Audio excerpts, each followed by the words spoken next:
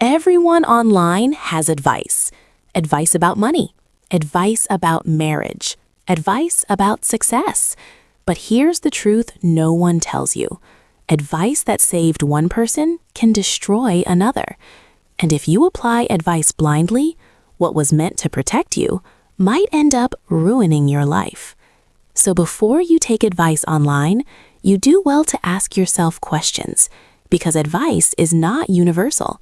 It is situational. What works for someone else may not work for you, and wisdom is knowing the difference. Why advice can be dangerous? Most people don't give advice from wisdom. They give advice from experience. And experience is often mixed with pain, fear, regret, and trauma.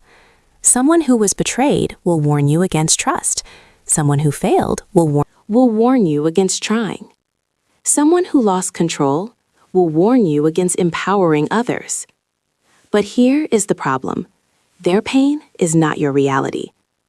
Wrong diagnosis, wrong solution. Imagine a doctor giving medicine without checking what the sickness is. That is what blind advice looks like. If the problem is trust, don't treat it with control. If the problem is fear, don't treat it with restriction. Many people destroy good relationships trying to fix problems that never existed. Ask yourself this: am I following this advice because it truly fits my situation, or because I am afraid of what might happen? Fear-based decisions often create the very problem you were trying to avoid. Advice has context. What works for one culture may fail in another. What works for one personality may break another. What works in one season of life may be wrong in another.